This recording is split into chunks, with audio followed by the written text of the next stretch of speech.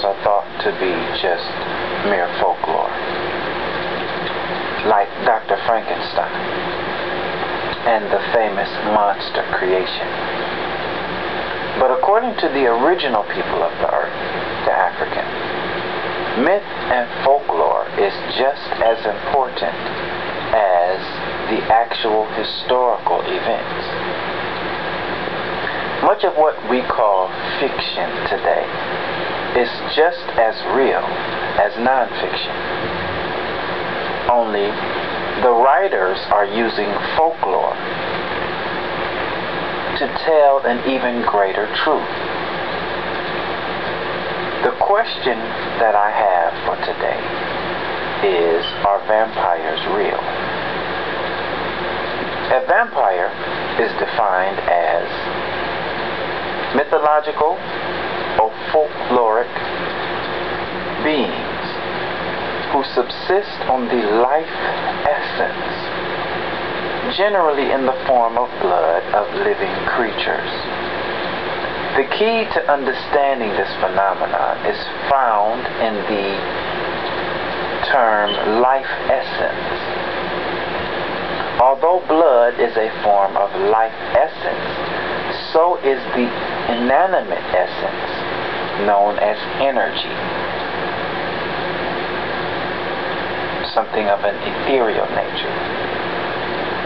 When a person is in the hospital, his family and friends gather there, not because they want to get together to catch up on what happened on the latest Desperate Housewives stupid show, but rather to bring their supportive energy and intent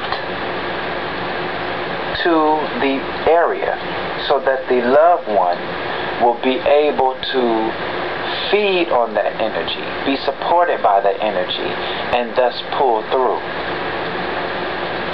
In this case, the exchange from one person or group to another is conscious and a charitable form of giving. But as in the case of vampires, the exchange from one to another is often, one, not welcome, and two, often not even consciously understood. Have you ever been around a person or people who have a weird or somewhat eerie essence that has nothing to do with the way they dress or what color they are necessarily, who leave you feeling drained after they depart from you? It is a good chance that that person or people are vampires, some form of leech or parasite. Real vampires need the essence of the living to feed upon.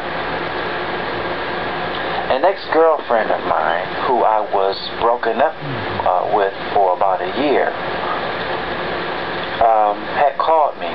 She actually was in a form of desperation. She called my parents and told them that she needed to talk to me. And I was on my way to my parents' house to visit, and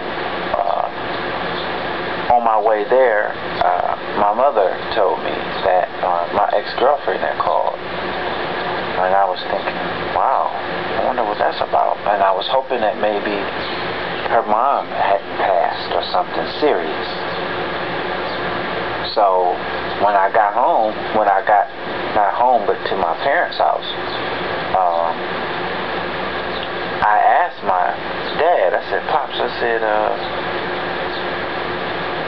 what do you think I should do? You think I should call her?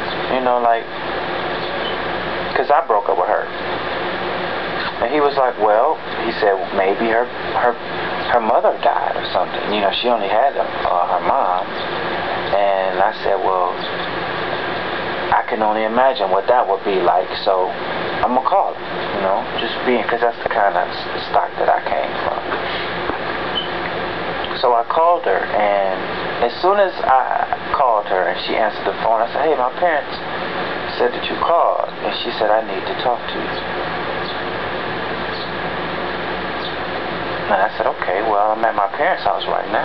You want to, you can swoop on by. So she remembered, of course, where they lived, and she came on by. And we walked around the block for 2-3 times just talking about things. And she was telling me the story about, she was really asking me a question about how to protect herself. Because there's somebody that she's around that drains her energy. And I'm thinking it's somebody at her job. You know, somebody you gotta be around, but you need some spiritual anecdotes, some metaphysical anecdotes to protect yourself from this person that takes your energy. And I'm trying to get, you know, some insight into what she's actually talking about. I got the gist of it, but I needed more information to really know what I was dealing with. But I know her, and I know when she's withholding information. So I pressed her. I said, look, what are we talking about here? Talk to me. It's me. I need you to talk to me. What are you talking about? And she sighed, and then she said, it's my husband. And I was like, what? And she said, yes. She said, oh, by the way, she got married after we broke up. And they had been married about a year at this point. So we had been broken up for over a year at this point. So anyway, she said, it's my husband. And I said, well, what do you mean? And she said, there's this thing that he does where he puts the palm of his hand on my back, which is often one of the things that vampires do. Their hand, the palm of their hand, is just like the bite of a vampire. Whereas the vampire, in order to drain your blood, he has to bite you. Well, the real vampires, in real vampirism, all they have to do oftentimes is just touch you. And it's the palm of their hand usually that they have to, that's what they use. Not consciously oftentimes, but trust me, I know. So she showed me what he did. She put the palm of her hand on my back, and she rubbed it up and down, sort of like up and down the top of my spine, you know. And she said, when he does that, I feel completely and totally drained of all my energy after he does that. It doesn't take 10 minutes to do. He just rubs it up and down, which means gives himself time enough to drain her essence. And so one day, now this is her husband now, she told him, she said, listen, when you do that, I know we're married, but when you do that, I feel completely zapped of all my energy. His response was a laugh. Now she didn't know what she was getting into. She was married to a man that she probably should have done more research on. But there are people out here that, this is amongst the conscious ones, because most people aren't conscious, but they do the same thing in different ways. But he was one that was consciously doing it. He was doing it on purpose. Because every time that he would do it, after she told him about it, he would laugh when she would say, I thought I asked you not to do that. He would laugh, and it was a sadistic kind of a laugh. He would do it on purpose. And ultimately, he was feeding on her energy. What she came to see me about was some anecdotes, some ways that she could protect herself from that. In truth, the only real way for her to protect herself from that is to get out of that situation. Because two things are going to happen in that type of situation. One, the person that is the prey is either going to age quickly. I'm talking wrinkles. I'm talking age quickly. because their life essence is being zapped from them, or they'll be dead. One of the two. So in terms of protecting yourself, or herself in this case, I gave her some anecdotes, but ultimately, I don't know if she's still with him. I haven't seen her in over a year.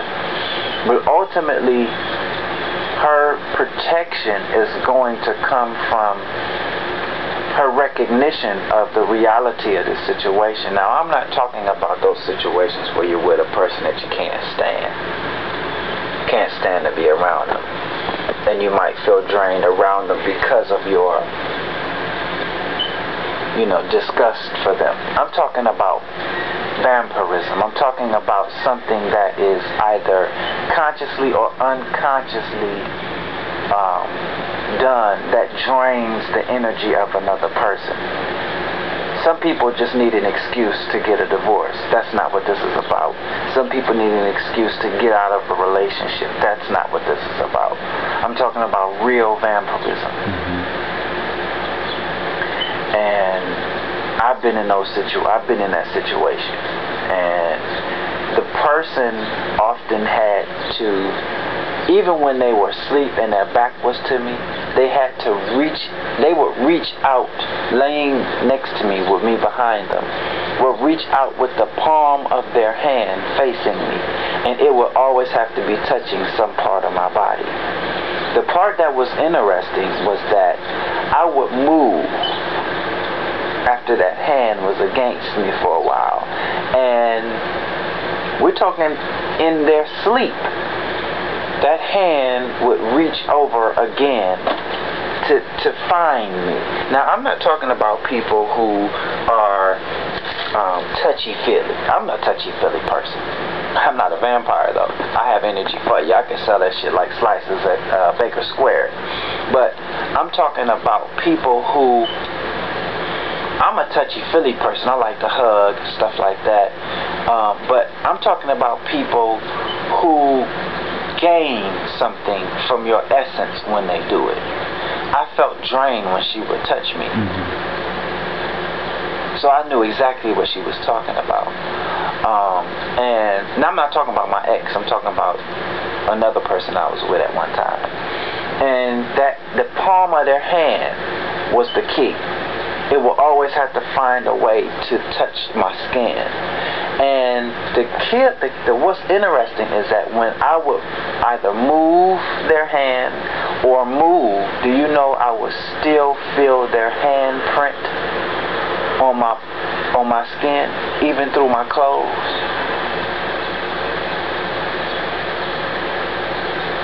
Like as if you reached up and you felt something weird and you pulled it and it was a leech attached to you. You knew why you was feeling something, and then there would be that residue of blood around the area where they were draining. I would still feel her handprint, like a moist, as if something that was attached was now detached from me when I would remove her hand. I would still feel a moist, I could literally feel her hand, fingers and palm, that was against whatever part of my body that it was touching. I don't give a fuck what you think. Most of y'all ain't spiritual, no way, so you can kick rocks. But I'm just talking about real spiritual shit. The rest of you motherfuckers, this is class. So I gave her some anecdotes. I gave her some things to, protect herself. And I don't know if she's still with him or not, but I'm just showing you in a real life, in two real life situations, how that's real. This was the case of a conscious vampire, but in most cases, people aren't aware of their vampiric tendencies. They are vampires who, in essence, walk in their sleep. They are vampires who, in essence, walk in their sleep. So you have to be awake or conscious of yourself in order to know the difference. Most people live in a state of consciousness known as relative consciousness. Relative consciousness is the state of consciousness in which a man or woman is both half awake and half asleep. Most of the shit that we do on a day-to-day basis, we do in a state of relative consciousness. Now here's my proof. In a 24-hour day, there are only certain events that you really remember in detail. Because you were asleep most of the day. So, what causes you to remember something is those moments when you were actually awake. And unfortunately, for the average person, consciousness is something that occurs. It's not something that they mandate. It's like being at the office, doing your job, relatively conscious, and then a fight breaks out, or an argument between the boss and an employee, and it wakes you up. The gossip that follows subsequent to the event that awakened you is a time period in which people were actually awake. They'll remember that when they go home from work, when they talk to their mate and say, man, this happened, or so-and-so got fired, or the boss got beat up, or whatever the case may be. I mean, I hope not, right? I'm not a violent individual, but I can be. But that would only be in my right. But I'm speaking of, in most cases, something outside of us is what wakes us up. Something happens outside of us that snaps us into consciousness. Some noise, a pop, or a glass falling and shattering, and people, it startles people. You know why? Because you were actually, in most cases, you were asleep. You only remember those things that you were conscious of at the moment. Those are the things that you really remember in detail. In other words, consciousness creates memory. We don't remember most of the details of our day. We remember where we spent the day. Okay, I stayed at home, or I did this, but most of us aren't really cognizant of the activities and the details of our day, because, and I'm saying even in interaction with others, because we live in a state of relative consciousness. It is a state of being awake, but not fully conscious. That's something else. And so my aspect on vampirism is to point out the fact that in many cases a person isn't even aware that they are a vampire. I don't like eating in public, because in many cases I found myself surrounded by vampires. In my case, being the original man of the earth, I found myself surrounded by white vampires.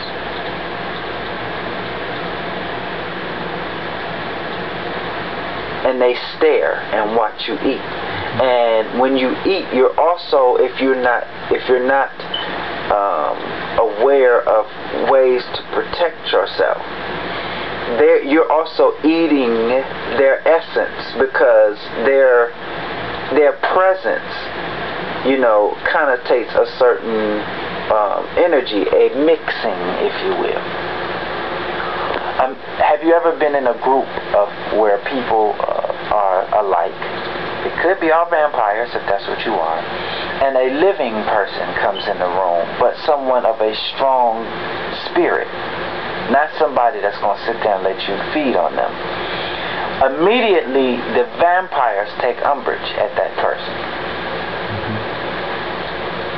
Or it could be a situation where you have a small group of the living and a vampire comes in the room. The essence or mixture, when two different essences mix, is felt, even though it's not consciously necessarily understood or even expressed. But when somebody comes in the room and their essence is different from yours, you can feel that. It's a change in the atmosphere. The ether is changed. The water has been polluted with something else. Or something that's polluted has been infiltrated with something clean. And you could tell the foreign matter or essence or energy when that person comes in the room. All of us have felt that at some point or another. In some cases, all of you were vampires, and then a real God came in the room like me. But the whole thing is understanding that there is a real vampirism. And that's why I pray over my food when I'm in public. And I also do certain mental things as far as protection, because a lot of times people who stare, they're draining energy, and they sense something that's opposite of them. So in most cases, a God character like me, when I come in the room, if I'm surrounded by people that's not of the same essence, and I hate to say it, but it's black people too, I am foreign. My energy is foreign. I'm not talking about, this is not the story of a man that's isolated or nomadic because he's not accepted. No, motherfuckers want to be around me. I have real charisma. That's not what we're talking about. Shalom. I'm talking about a person with a forthcoming God energy, a conscious energy. When you come in a room and there are people of a different essence, there is a friction. I often feel it with white people, but I also feel it sometimes with my own people. Because oftentimes they have grown used to being prey. They have grown used to a master that feeds on their essence. This is just the reality of the situation.